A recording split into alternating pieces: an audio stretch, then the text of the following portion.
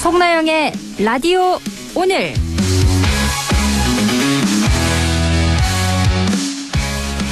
여러분 안녕하십니까? 송나영입니다.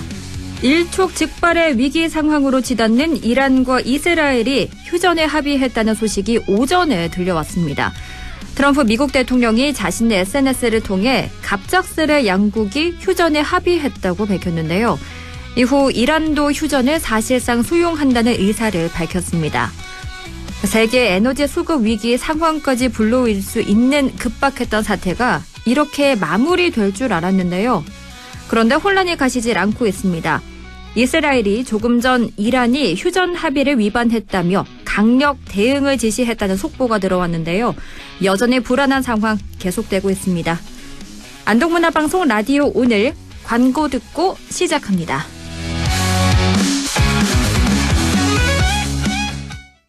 남대구 IC까지 자동차로 15분. 대형 물류와 상류시설로 다양한 업종 입주가 가능한 영호남 물류 클러스터. 서울, 대전, 대구, 부산 찍고 광주까지. 동고령 IC 물류단지. 입주 문의 054-956-7241. 시행 주식회사 미래산업개발. 인간은 주로 먹는다. 탄수화물, 단백질, 지방. 3가지. 그리고 소화한다. 위, 상부, 하부, 소장에서 3단으로 3가지 성분이 3단 맞춤 소화. 이제 소화제는 3단 캡슐이다. 다제스, 한림제약, 약국에서 다제스. 춤과 노래를 즐기는 장수마을 가고시마의 100세 어르신들. 건강 비법은 흑초. 100세 시대 골골백세냐 생생백세냐는 지금 결정됩니다. 늦기 전에 샘표 흑초하세요. 매일매일 흑초 습관. 샘표 흑초 100년 동안. 6월 24일 화요일 라디오 오늘입니다. 일부 엄마의 마음으로 바라본 세상사 김세롬의 세상맘사 준비돼 있고요. 2부에서는 영주시에 들어서는 납폐기물 재활용 공장과 관련해 주민들의 이야기 들어봅니다. 이어서 최요한 시사평론가와 함께합니다. 라디오 오늘 유튜브로도 다시 들을 수 있거든요. 많은 애청 바랍니다.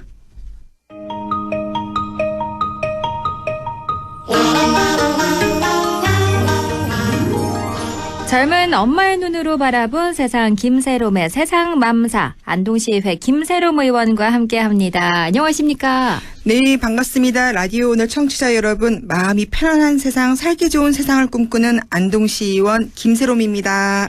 네, 저희가 오늘 본격적인 이야기 하기 전에요. 네. 지난주에 이재명 대통령의 장남인 이동호 군의 결혼식에 초청받아서 다녀오셨다고요? 아, 네. 저도 그런 큰 자리에 제가 초청을 받을 거라 생각도 못 했는데요. 네. 정말 영광스럽게도 초청을 받아 안동인의 한 사람으로서 진심을 다해 축하를 하며 함께 할 수 있었습니다. 대통령님이 일일이 다 손님들 다 맞이를 하셔서 네. 굵직한 대화도 몇 마디 나눌 수도 있었는데요. 뭐 다 이야기를 들을 수 없지만은 대통령님이 고향인 안동에 대한 깊은 애정을 제가 느낄 수 있었다라고 뭐 전달을 좀 드리겠습니다. 네. 혹시 네. 왜 세롬 의원님을 불렀다고 생각하시나요? 저도 잘 모르겠습니다. 네, 뭐 대통령님의 고향인 것도 있을 거고요. 네. 뭐 지역에서 열심히 뛰고 있는 의원님들이 굉장히 많은데 네. 뭐 어떤 부분인지는 잘 모르겠습니다. 그래도 네. 이렇게 안동을 대표해서 이렇게 불러주셨는데 앞으로도 의원님의 의정 활동도 함께 기대해 보겠고요. 네. 그럼 오늘 본격적으로 나눌 이야기 주제 뭔가요? 네. 제가 결혼식장에서 좀 기억 남는 장면인데 좀 하나 말씀드릴까요? 네네. 그 신랑 신부가 마지막에 이제 퇴장하기 전에 그 양가 부모님께 인사를 드리잖아요. 네. 인사를 드릴 때 동호 씨 내외가 대통령 부부께 인사를 드릴 때 마지막 대통령님이 이제 일어나셔서 이제 동호 씨 내외가 인사를 하고 난 다음에 이제 안아주시면서 동호 씨를 안아주시면서 뭐라 얘기를 하셨는데 순간적으로 그 아드님이 막 표정이 정말 어린아이가 우듯이 얼굴이 막 이렇게 막 찡그리면서 애기 우는 것처럼요. 정말 순수하게 울면서 정말 몇 초간 그 모습을 보였는데 네. 그 장면을 지켜보는 사람들 전부 다 우리가 뭐 가늠할 수 있지만은 미처 정말 다 알 수 없는 그 얼마나 힘든 역경의 세월들이 있었겠어요. 그렇죠. 그래서 저보다 정말 가슴이 마지막에 정말 다 함께 뭉클했던 그런 네. 장면이 있어서 잠깐 나누고 싶었습니다. 그 이야기를. 결혼식 이야기를 여쭤보고 싶은 게 너무나 많지만 네. 저희가 오늘 이야기 본격적으로 나눠볼 주제 어떤 이야기일까요? 네, 오늘은 우리 송 아나운서님도 해당되는 이야기를 좀 해볼까 합니다. 오, 그 네. 아나운서님 혼자 지금 안동에서 혼자 거주 중인 거 맞으시죠? 네, 맞아요. 네, 요즘은 1인 가구가 주변에 참 많습니다. 마트를 가봐도 알 수 있는 게요. 1인 가구를 위해서 양파나 당근 등 채소가 한두 개씩 포장되어 나오고 있고 음식을 바로 조리할 수 있는 1, 2인분 밀키트 코너가 따로 있을 정도입니다. 맞아요. 또 요즘에 동네마다 이불 등 큰 빨래를 돌릴 수 있는 빨래방도 다 있지요. 안동의 경우에는 경국대학교, 가톨릭 상지대학교, 안동과학대학교를 다니면서 안동으로 이선 대학생 수만 해도 올해만 1,700명이나 됩니다. 그래서 오늘 김새로움의 세상 맘사 1인 가구에 대해 이야기를 나눠보고자 합니다. 오늘 1인 가구가 주제인데 저도 그렇고 제 주변들을 보면 9할 정도가 다 혼자 살거든요. 네. 이렇게 1인 가구가 급격히 증가하면서 당연히 다양한 사회적 문제도 대두될 것 같은데 현재 우리나라에서 1인 가구는 얼마 정도로 많은 건가요? 현재 대한민국에서 1인 가구는 전체 가구의 약 40%를 차지하고 있다는 말이 있습니다. 네. 앞서 제가 청년 1인 가구도 이야기했지만 사실 경상북도에서는 중장년층 40세에서 64세의 1인 가구 비율이 가장 높다고 나와 있습니다. 통계청 자료에 따르면 경북 지역의 1인 가구 중 약 37.3%가 중장년층으로 이는 노령화와 함께 장기적인 사회적 문제가 될 가능성이 큽니다. 이러한 변화는 단순히 개인의 주거 형태 변화에 그치지 않고 주거나 복지, 경제 환경 등 사회 전반에 걸친 새로운 접근을 필요로 하고 있지 않나 그렇게 보고 있습니다. 그러네요. 생각해보면 저희 할머니들도 다 혼자 사시거든요. 맞습니다. 그러면 1인 가구가 청년층뿐만 아니라 중장년층도 1인 가구 비율이 높다 이렇게 볼 수 있는데 네. 그럼 현재 안동시를 포함한 경북 지역에서는 1인 가구를 위한 어떤 지원 사업이 이루어지고 있나요? 네, 경북에는 1인 가구를 위한 조례가 기본 조례가 있긴 하지만은 사실 거기 안에 보면은 1인 가구를 위해서 어떻게 할지 기본 계획을 수립해라라고 되어 있지만 아직 계획은 수립되어 있지 않는 걸로 제가 지금 확인을 하고 있습니다. 네. 좀 안타까운 부분이고요. 경북 지역에는 다양한 1인 가구 지원 사업이 시행되고 있습니다. 대표적인 예로 청년들, 중소기업에 일하거나 하시는 분들을 한해서 월세 지원하는 사업이 있고요. 공공임대주택 공급하는 사업, 그다음 독거노인을 위한 맞춤 돌봄 서비스가 있습니다.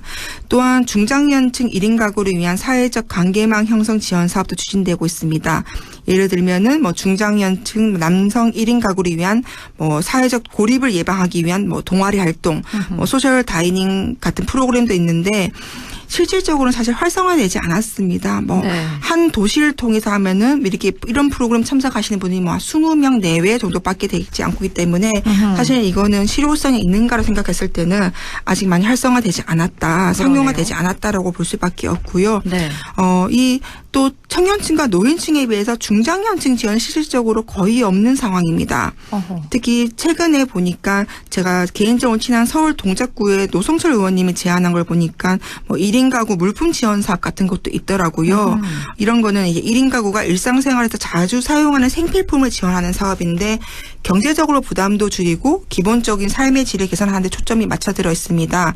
찾아보니까 공구 박스나 미니 청소기, 구구판 같은 생필품 키트 중에서 하나를 선택해서 제공해주는 방법으로 1인 가구의 실질적인 편의를 도모하는 부분이 아닐까 생각이 듭니다. 그렇군요. 네. 일단 제가 안동에 오기 전에 순천에 있을 때는 1인 가구라고 여성이라서 여성 보호물품 키트를 주더라고요. 그런 것처럼 다른 지역은 또 어떤 지원 사례가 있을지 궁금하거든요. 네, 서울시를 예로 들면은 중장년 1인 가구 지원 센터를 운영하고 있습니다. 그런 센터를 운영해서 사회적 관계망 형성과 정신건강 상담, 재무 및 법률 지원 같은 포괄적인 서비스를 제공합니다. 사실 이게 제공되지 않으면은 정말 힘들 거거든요. 네. 그다음에 퇴근길 뭐 50+ 인생 학교 이런 거는 뭐 중장년층이 새로운 도전을 할 수 있도록 돕고 활력을 얻을 수 있도록 해서 관계망을 형성할 수 있도록 돕고 있습니다. 또 서울시에서는 또 다 같이 밥해 먹기라는 프로그램도 있는데요. 이거는 이제 1인 가구가 모여서 함께 음식 만들고 식사하면서 소통할 수 있는 그 커뮤니티 프로그램인데 이 고립감을 줄이는 게 주 목적이고요. 건강한 식생활도 지원하고 있습니다. 그래서 뭐 조리 공간을 제공한다든지 이런 것도 하고 있습니다. 네. 이거 들으시면 아우 야, 서울만 하는 거 아니야? 라고 생각하실 텐데 제가 의원이 되기 전에 가진 직업 중에서 YMCA에서 오랫동안 근무한 적이 있는데요. 경남 거제 YMCA를 제가 간 적이 있었는데 네. 거기는 몇 년 전부터 1인 가구끼리 모여서 주일에 냉장고에 식재료를 갖고 와서 함께 밥해 먹기 운동도 하는 걸 제가 그때 봤었거든요. 네. 또 경기도 같은 경우에는 고독사가 진짜 좀 중요해요. 사실 안동도 고독사 관련해서 굉장히 좀 예민하고 좀 민첩하게 움직이려고 노력하고 있는데요. 그 관계망 형성 사업과 생활 돌봄 서비스를 제공하고 있습니다. 중장년층에 굉장히 포커스를 두고 있다는 생각이 많이 드는데요. 서울과 경기도도 다 그런데 사회적 고립을 줄이기 위해서 굉장히 여러 가지 커뮤니티를 또 운영하고 있고요. 부산도 역시 같은 개념으로 또 중장년층을 위한 프로그램을 많이 하고 있습니다. 그렇군요. 안동에서도 참고하면 좋겠다 싶은 사례들이 정말 많은데 의원님은 1인 가구 지원 사업이 어떤 방향으로 나아가야 한다고 보십니까? 저는 안동시는 1인 가구를 단순히 복지의 대상으로 보고 사업으로 가면 안 된다고 봅니다. 네. 지역사회를 구성하는 중요한 일원 중에 한 가구의 그 패러다임 중에 하나로 인정을 해야 되고요. 그러기엔 저는 한 3가지 정도 생각하는데 첫 번째로는 1인 가구 전담 조직이 신설돼야 된다고 봅니다. 시 네. 안에서. 그래서 기존 부서의 재정비를 통해서 정책의 효율성을 높여야 됩니다. 그다음에 두 번째로는 지역 내에 1인 가구가 자주 방문하는 편의점이나 공공장소에 자원회수 기계를 설치해서 생활 편의를 개선할 필요가 있고요. 세 번째로 커뮤니티 공간을 확대할 필요가 있습니다. 1인 가구 간의 교류와 협력을 촉진해야 할 필요가 있습니다. 이런 정책은 단순히 1인 가구의 삶의 질을 높인다고만 보실 게 아니라요. 네. 지역사회의 지속 가능성을 확보하는 데 큰 기여를 할 것입니다. 그렇군요. 그런데 1인 가구 전담 조직 신설 혹은 뭐 커뮤니티 공간을 확대한다 이런 건 이해가 되는데요. 네. 자원 회수 기계를 설치한다. 이건 왜 필요한 건가요? 자원회수 기계 혹시 이용해 보신 적 있으셔요? 없어요. 이건 어떤 건가요? 이게 뭐냐면요. 재활용을 이제 좀 하기 위해서 만들어진 기계예요. 네. 그래서 안동시청에도 시의회 밑에 건물 1층에 보면 있는데요. 사용자가 그냥 일반인들이 가서 자기 등록을 할 수 있고요. 자기 아이디 같이 이제 등록을 하고 한 다음에 PT병을 넣으면은 그 포인트를 적립해주고 안동 경우는 제가 2,000포인트인지 2,500포인트인지 기억이 안 나는데 그때부터는 이제 돈으로 환산을 쓸 수 있는 거예요. 네. 그런데 요런 것들이 좀 안동시에 제가 알기로는 서너 군데 정도 있는데요. 접근성이 쉽지 않다 보니까 효과가 크지 않습니다. 사실 우리나라 같은 경우는 투명 페트병이 몇십 원씩이라고 하는데 안동시의 경우는 10원씩 적립이 되고 있습니다. 그러니까 PT병을 갖다 줘도 10원밖에 안 되기 때문에 해수율에 매우 미비하거든요. 제가 이거를 10원밖에 못하는가 찾아보니까 독일은 이게 참 잘 돼 있던데 네. 독일은 보증금 제도를 통해서 플라스틱 병 같은 경우는 뭐 330원까지 돌려받을 수가 있더라고요. 그러다 보니까 해수율이 제조하는 거에서 98%까지 올라갑니다. 그래서 나라 환경적인 부분에서 굉장히 많이 도움이 되더라고요. 이 부분은 나중에 기회가 되면은 좀 더 자세히 하고요. 네. 이러한 사례를 참고해서 우리가 환경 보호와 편의성 그리고 지속 가능성을 높이는 방안도 고려해 볼 필요가 있지 않을까 생각해 봅니다. 자원 회수 기계 굉장히 의미 있는 제안인 것 같은데 다음에 더 자세히 들어보고 싶고요. 네. 의원님께서 말씀해 주신 대로 1인 가구 지원은 단순히 복지 정책에 머무지 않고 지속 가능한 지역사회를 만들기 위한 중요한 축이 되는 것 같습니다. 마지막으로 의원님께서 생각하는 오늘의 맘스 생각은요? 네, 모두가 함께 살아가는 세상이 지속 가능한 사회의 시작이라고 생각합니다. 그리고 저는 여기에 하나를 더 강조하고 싶습니다. 1인 가구 지원은 단지 개인을 돕는 것이 아니라 우리가 모두입니다. 모두 더 나은 사회로 나아가기 위한 초석이 될 거라고 봅니다. 우리가 1인 가구와 함께 지역사회 중요한 구성원으로 포용하고 자립과 협력을 돕는다면은 지역사회 전체의 지속 가능성과 회복력을 키우는데 정말 중요한 포인트가 되지 않을까 싶습니다. 한 사람 한 사람의 그 삶이 지역과 나라를 이루는 중요한 연결고리임을 잊지 말아야 할 것 같습니다. 네, 오늘은 이렇게 1인 가구의 지원 방안에 대한 이야기 나눠봤습니다.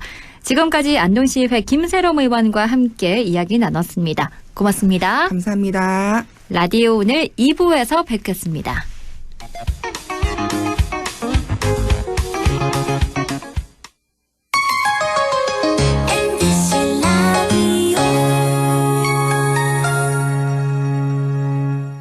경상북도 지정 우수 축산물 브랜드 특허받은 햄프돼지 햄프한우, 햇선 무항생제 인증 햄프돼지, 프리미엄급 햄프한우를 저렴하게 맛보세요. 대형 주차장과 70명 단체석까지. 경북도청 신도시 햄프돼지 햄프한우타운 5월 7일 오픈 054-653-6000번. 아, 땡긴다 땡겨. 매콤 새콤 달콤한 맛 무침에는 역시 땡기네 가오리. 장례식장 등 각종 대소사 최고의 인기 메뉴 땡기네 가오리. 물이 생기지 않아 언제 어디서든 포장 배달 택배 모두 가능한 안동 땡기네 가오리. 054-852-4988. 오늘도 안전하게 음주운전 예방수칙 알려드립니다. 첫 번째, 술자리가 예정된 경우 미리 귀가 방법을 정하고 차는 가져가지 않는 것이 안전합니다. 두 번째, 음주 후 자전거나 전동 킥보드를 이용하는 것도 음주운전 처벌 대상에 포함됩니다. 세 번째, 과음을 한 다음 날에는 대중교통을 이용해주세요. 숙취 음주운전 역시 처벌 대상입니다.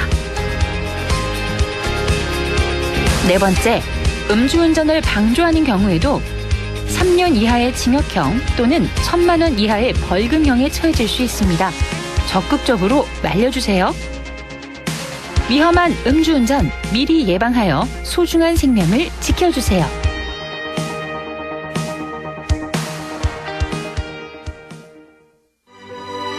광복 80년, 도움이 필요한 곳에 손을 내미는 사람, 그 마음이 오늘의 유관순입니다. 편견 없는 세상을 위해 힘을 보태는 사람, 그 뜻이 오늘의 김구입니다. 소외된 이웃을 위해 고단함을 잇는 사람, 그 헌신이 오늘의 안중근입니다. 시대는 달라도 위대한 마음은 이어지고 있습니다. 다른 시대 같은 마음은 이어집니다. 그렇게 대한민국의 미래를 이어갑니다. 공익광고 협의회 100.1 MBC 라디오.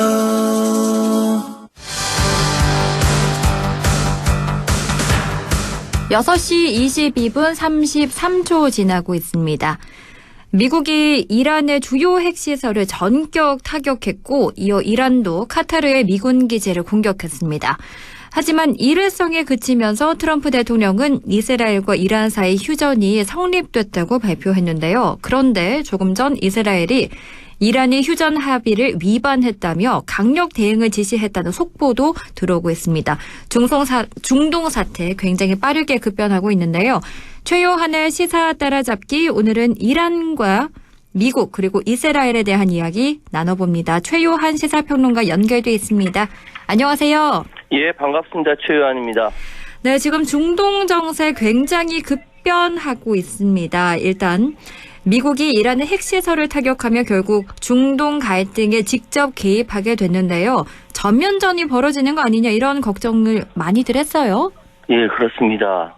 사실 정신이 없죠. 네. 예, 정신이 없고 지금 바뀌고 있는 상황인데 휴전 발표 3시간도 안 지났는데 이스라엘이 이란이 휴전 위반했다 막 이렇게 이야기하고요. 지금 굉장히 민감하게 계속 바뀌고 있어요. 네타냐후는 전쟁 끝내고 싶은 생각이 없어요. 왜? 전쟁 끝나면 자기 감옥 가니까. 네. 이런 상황이에요. 그러니까 지금 트럼프 대통령이 지난 현지 시간으로 21일 자신의 SNS에 포르도와 나탄즈, 이스파한 등 이란의 세계 핵시설에 대해서 성공적으로 폭격을 완료했다 발표하고 그날 밤 10시에는 TV 연설을 통해서 아직 목표물이 많다.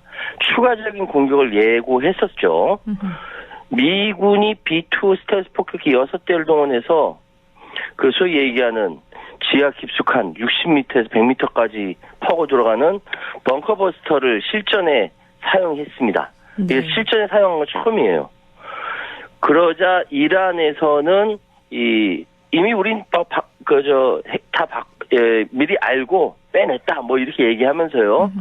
그러면서 미국 군인과 시민들은 이제 이란의 합법적인 표적이 됐다를 경고를 합니다. 이거 이제 완전 전면전 되는 거 아니야? 라고 생각을 했었죠. 그래서 사실 지금 현재 사우디아라비아, 이라크, 카타르, 아랍에미리트에 미군 기지가 있고 여기에만 약 4만 명의 미군이 주둔하고 있습니다. 그렇군요. 이란이 결국 카타르에 있는 미군 기지에 미사일을 발사했는데 미리 미국에 발사할 거다 이렇게 알려줬다고 지금 전해지고 있거든요. 그런데 이게 결국 전쟁을 끝내자는 신호인 건가요? 그렇죠. 사실 중동에 있는 어느 기지든 이란이 미사일을 좀 보복 들어간다면 진짜 걷잡을 수 없는 상황이 전쟁이 벌어지는 겁니다. 네. 그렇게 되면 트럼프도 맞고 있을 수는 없으니까 자신의 대외 분쟁, 불개의 원칙을 세웠지만 자신이 세운 선은 넘을 수밖에 없는 거예요. 그래서 이전에 벌어졌던 전쟁, 이라크전하고 아프가니스탄 전쟁 아닙니까? 네. 그리고 트럼프 지지층의 마가 세력 내에서도 중동 분쟁에 개입하는 걸 반대하는 사람이 적지 않죠. 결국 미국이 또 중동 늪에 빠지게 되고 그리고 이번 폭격의 판도라의 상자를 열게 된 결과 된다. 뭐 이런 이야기인데 또 이란이 호르무즈 해협 봉쇄 단행했을 때 가장 피해 입는 나라는 우리나라예요. 중동에서 원유가 67%, 68% 호르무즈 해협 통해서 오거든요. 네. 우리 피해가 엄청났는데 다행히 이란이 지난 주말 미국이 이란 핵시설 세 곳을 공습한 것에 대한 보복이라고 주장하면서 카타르 미군 기지에 미사일 발사합니다. 근데 오히려 발사할 때 우리 여기다 발사할 거야 미리 알려줬다라는 것이죠. 트럼프 대통령도 그러니까 미리 다 대비하고 있다가 이거 다 막아내고 나서 이란의 사전 경고 덕분에 인명피해 없이 대응할 수 있었다. 감사하다까지 이야기를 했어요. 네. 그러면서 이란은 분노를 모두 다 털어낸 것 같고 이제 평화를 마주할 기회가 있다. 완전하고 전면적인 휴전의 이후에 이제 합의했다. 라고까지 자신의 SNS를 통해서 밝혔죠. 그런데 그거 끝나자마자 한 3시간도 안 돼가지고 이스라엘의 국방장관이 트럼프 대통령이 발표한 휴전을 이란이 명백하게 위반하고 이스라엘에 발사했다라고 하면서 또 보복하겠다라고 이야기가 나오는 것이죠. 네타냐후는 전쟁을 끝내고 싶은 생각이 없는 거예요. 어허, 그렇게 해석이 되는 거군요. 예. 그런데 사실 이란 최고 지도자인 하메네이가 이렇게 하면 지도력과 리더십을 잃진 않을까 이런 분석도 나오고 있더라고요. 그런데 네, 맞습니다. 더 여전히 강고한 이슬람 율법을 강요하면서 권위주의적 통치를 강화하고 있다고요?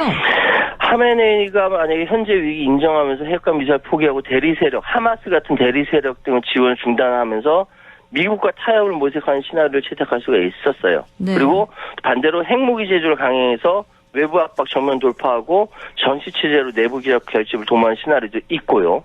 그 모든 가능성을 뒤로한 상황에서는 이란이 형식적으로 분노의 미사일을 카타르 주재 미군 기지에 발사하고 또 미국에 미리 통보하면서 이게 전체 다 한바탕 퍼포먼스로 끝난 것이죠. 근데 문제는 이란 내부의 민심이에요. 지금 서방 경제 제재로 인한 이란의 경제난도 하메네이 정권을 위협하고 있는데 이게 지금 2012년 이후 GDP가 45% 감소했다라고 하거든요. 네. 그 이스라엘 공습 이전에도 내부에서는 경제난에 대한 국민들의 불만 때문에 막 시위하고 파업하고 막 그랬었거든요. 그런데 이스라엘 공습하고 나니까 국민들이 이걸 어떻게 할 수가 없는 거예요. 그렇게 미국의 대대적인 공습이 이란 내부의 반정부 세력을 얼어붙게 만들었죠.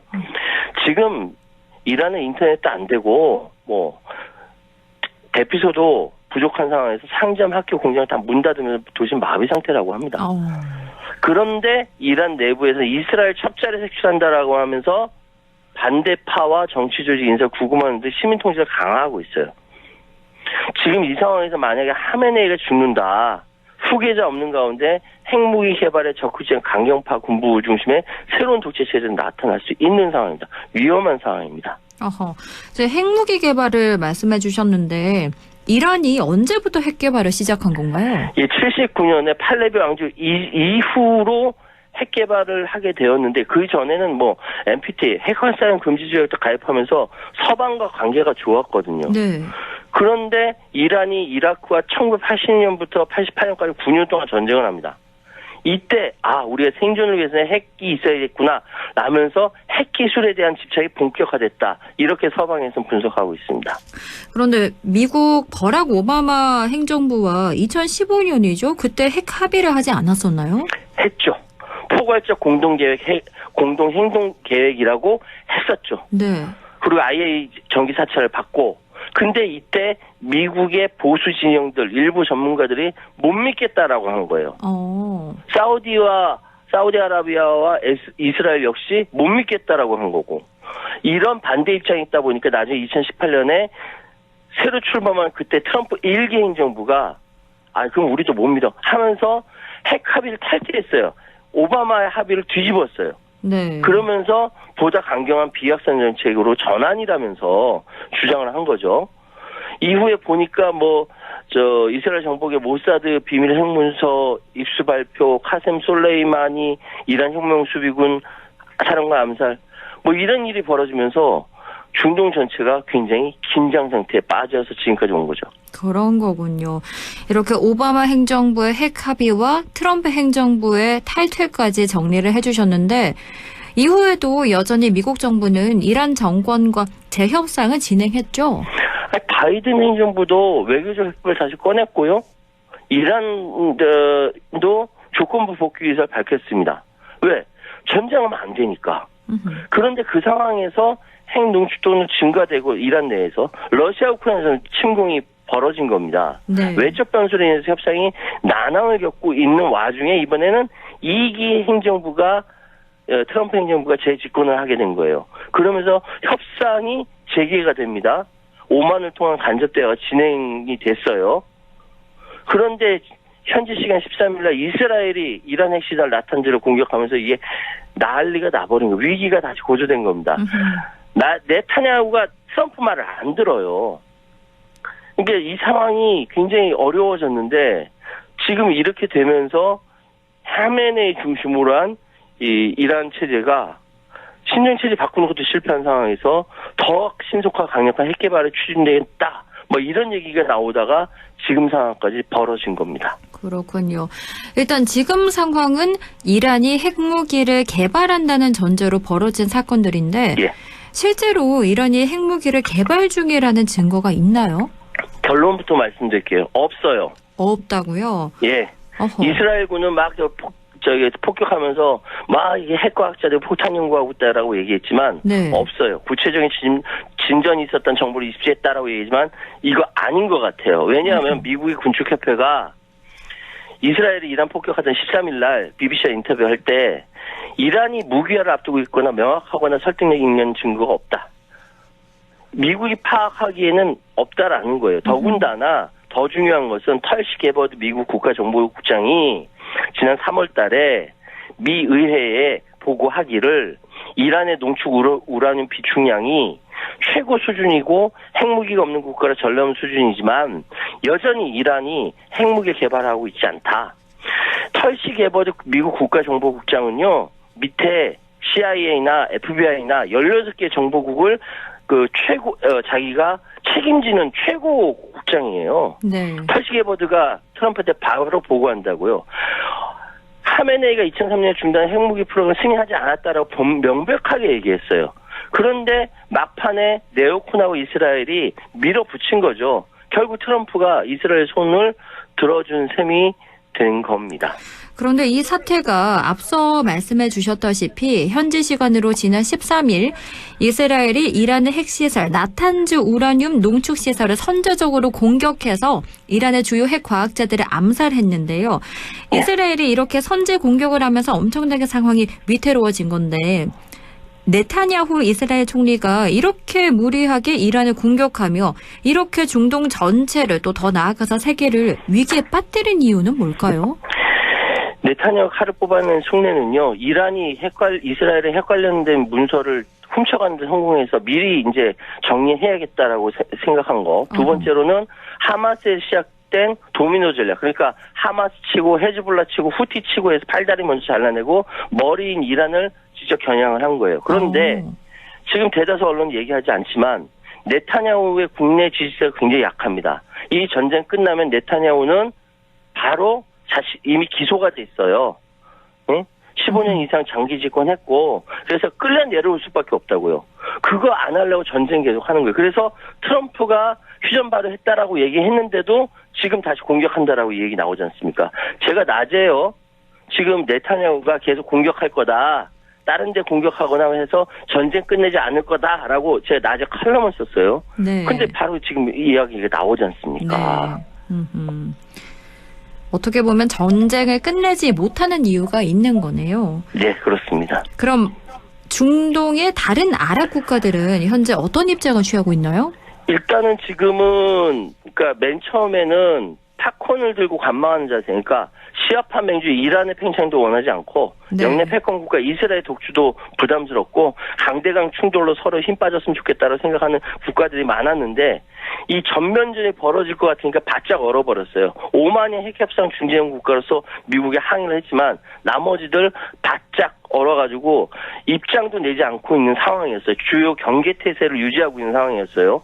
근데 지금 일단은 트럼프가 현재 휴전 선언하고 나서 이스라엘이 이란이 휴전을 위반했다라고 해서 막 공격하고 다시 재개되려고 하는 굉장히 위태로운 상황이 여전히 되고 있다. 중동 지역에 긴장이 완화되고 경제적 불확실성이 줄어들어야 되는데 그러지 않고 있다. 이스라엘 끝까지 이란 공격할 것 같다까지만 제가 일단 말씀드리겠습니다. 네. 오늘 최요한 시사평론가가 손바닥 칼럼으로 이제 네타냐후를 내쫓을 차례라는 칼럼을 썼는데요. 이 얘기도 살짝 해볼게요.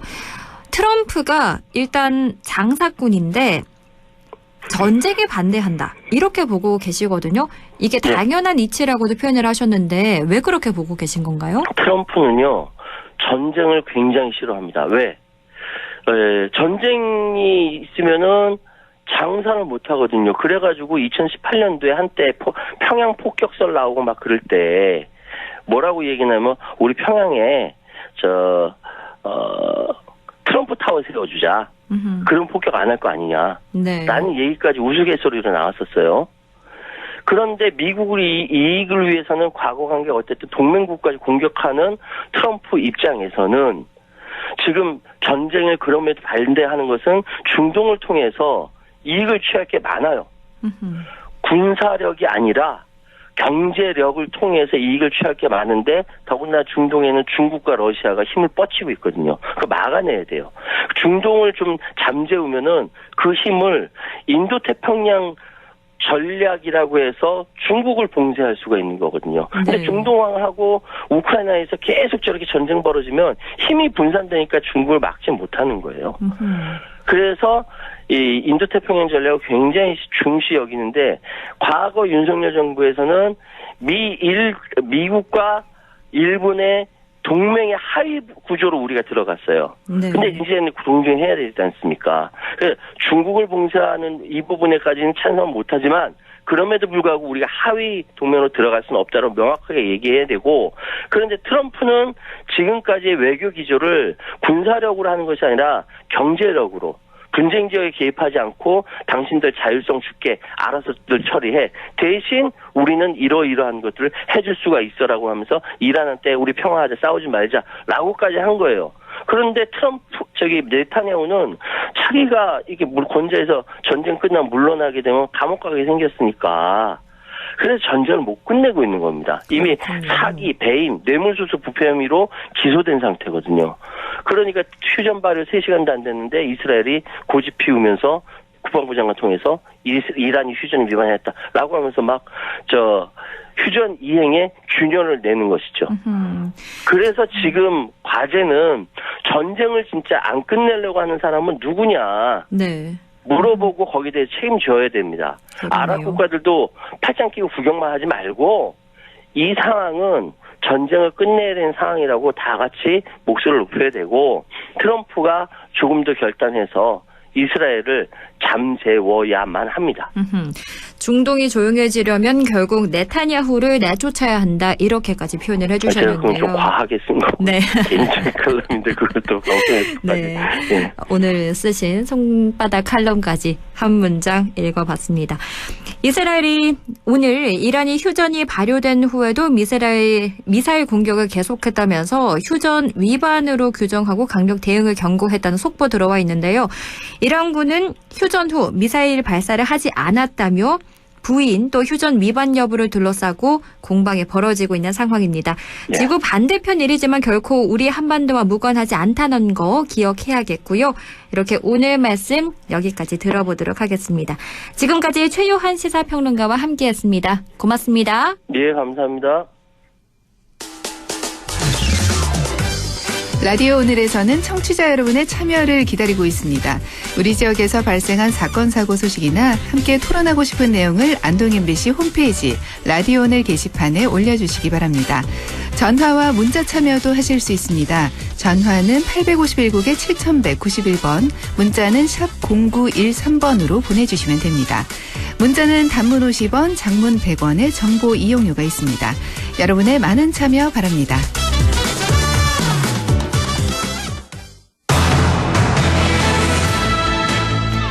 라디오 오늘 이슈 오늘입니다. 영주시에 들어서는 납 폐기물 재활용 공장과 관련해 지역 주민들의 반발이 거셉니다. 고철과 폐전지 등에서 납을 추출하는 공장이라는데요. 주민 반대를 이유로 영주시에서 공장 신설 승인을 하지 않았지만 결국 대법원까지 가는 소송 끝에 법원은 사업자의 손을 들어줬습니다. 이렇게 되니 영주시는 더 이상 공장 승인을 미룰 수 없는 상황인데요. 하지만 지역 주민들의 우려와 반대가 큽니다. 지난주에는 영주역 광장에서 대규모 반대 집회가 열리기도 했는데요. 영주 기독시민연합 윤재현 대표 연결해 자세한 이야기 들어봅니다. 대표님 안녕하십니까? 네, 안녕하세요. 네, 윤재현 목사입니다. 네, 대표님께서는 영주 납공장 반대 운동을 처음부터 관심을 가지고 꾸준히 해오셨는데요. 영주 납공장 설립에 반대하시는 이유를 들어볼까요? 우리 영주 지역에서 납공장이 들어선다고 하는 반대는 왜 하느냐면요. 네. 지역 주민들이 살고 있는 거리와 공장이 너무 가깝다는 것입니다. 어느 정도로 가까운 건가요? 뭐 가까운 곳은 1km도 안 되고요. 바로 정문 앞에 큰 그 공장이 있어서 거기에 주민들이 오고 가고 그리고 학교, 유치원, 아파트들이 그 직선거리로 1.5km, 2km 안에 그저 육안으로 바로 볼 수 있는 거리 안에 있기 때문에 매우 위험한 것이 납이라고 하는 아주 위험한 것이 지역 주민들이 살고 있는 곳에 있기 때문에 매우 위험한 것이죠. 네. 그렇기 때문에 지난 수요일에 영주에서 2천여 명이 모여서 반대 집회를 한 것 같은데 당시 현장 분위기 어땠습니까? 영주에서 이렇게 시민운동을 해봤지만 이렇게 많은 사람들이 응원해주고 많은 사람들이 함께 해준 것은 이 영주 역사상의 처음일 겁니다, 아마. 역사상 처음이요? 네, 영주에서 이렇게 자발적으로 시민들이 참여해 주신 것은 순수하게 자발적으로 참여해 주신 거거든요. 네. 그래서 영주역 광장을 가득 메웠고요.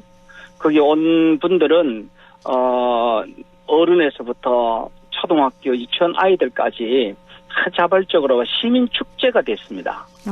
그래서 그곳에서 모인 사람들은 하나같이 자신이 가지고 온 응원봉이나 피켓이나 이런 걸 통해서 자신의 의견을 민주적으로 표출하기 위해서 축제 분위기였지만 그 마음 중심의 각오는 대단했죠.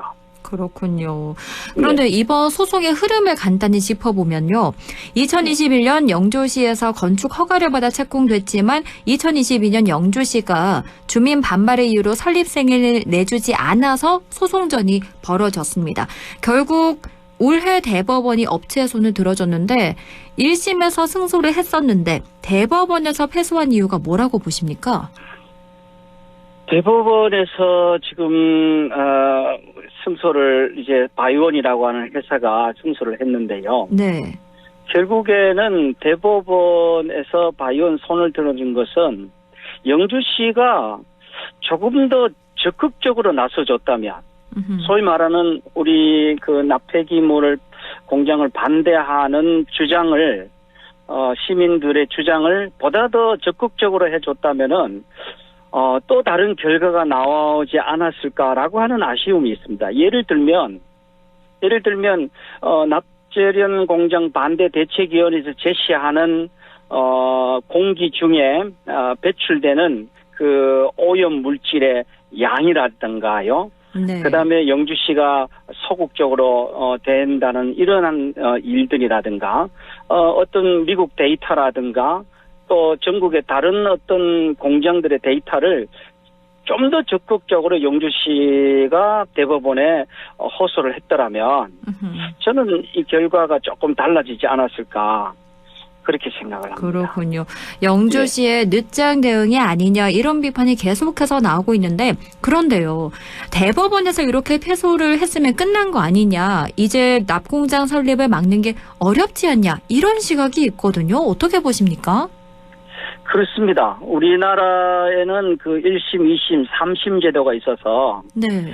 대법원에서 결정을 내리면 더 이상 법적으로 어떻게 할 수 있는 것이 없던 것이 현실입니다. 그러니까요. 이건 누구든지 인정해야 됩니다.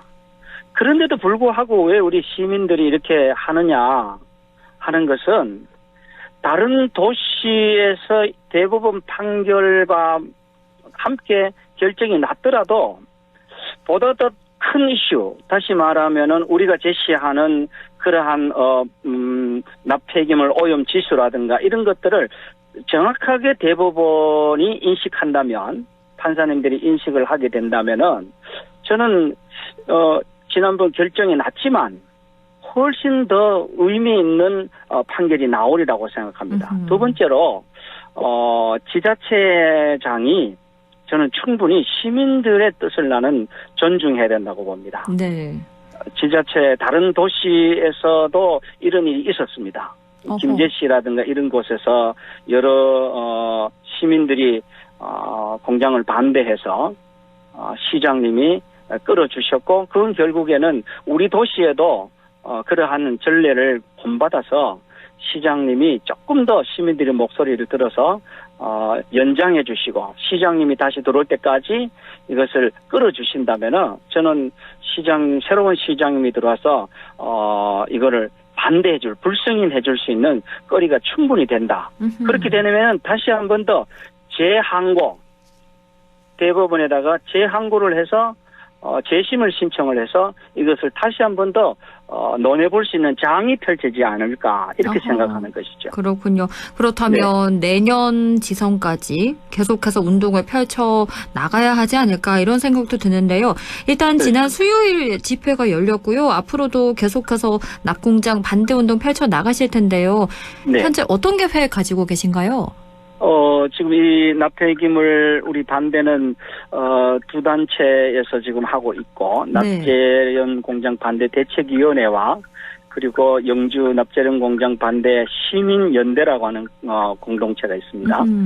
그리고 나머지 이제 우리 노조들이 많이 참여해 주셨습니다. 네. 뭐 SK라든가 여러 노조들이 참여해 주셨고 그리고 작은 시민단체 저희들도 저희 영주기독시민연합도 참여하고 또 정치 분야에서도 이번에 임정덕 의원이 적극적으로 나서 주셨습니다. 그리고 더불어민주당의 박규환 지역위원장님도 적극 나서 주셨습니다. 그래서 저희들은 시민 대토론과 함께 집회와 함께 그리고 또 정치인들을 만나서 우리가 뽑은 정치인들, 우리가 뽑은 시의원, 국회의원, 뭐 더 나아가서 대통령님까지라도 우리의 의견을 전달해서 우리 지역에서 아이들이 이 공기를 마시고 있는데 우리 지금 맑은 이 영주 땅에 이 납공장이 들어오지 말도록 우리는 적극적으로 이런 일들을 운동하고 또 집회를 계획해서 26일 날 저희들 또 집회를 계획해서 네. 하고 있습니다만 이런 시에다가 적극 우리의 의견을 시민의 의견을 전달하려고 하는 것이죠. 그렇군요. 26일이라면 이번 주 목요일에 또 한 번 그렇습니다. 운동이 있는 건데요. 그럼 네. 끝으로 영주 시민이나 영주시 당국에 전하고 싶은 이야기 있다면 한 말씀 해주실까요? 네. 영주시 부시장님 이 방송을 듣고 계시다면은 불어해 주시는 것이 저는 합당하다고 봅니다. 우리 지역에 생명을 죽이는 공장이 들어와서는 안 된다고 봅니다. 생명은 하나님의 것입니다. 생명을 우리 인간이 함부로 할 수 있는 그런 공장이나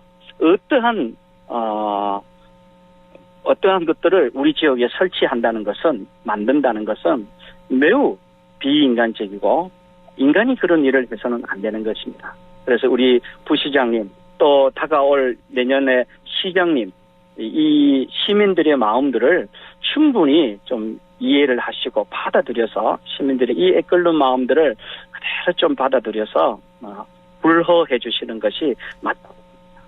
네. 이렇게 영주시에 들어서는 납폐기물 재활용 공장과 관련된 지역 주민들의 반발이 거센데요. 이와 관련된 이야기 함께 들어봤습니다.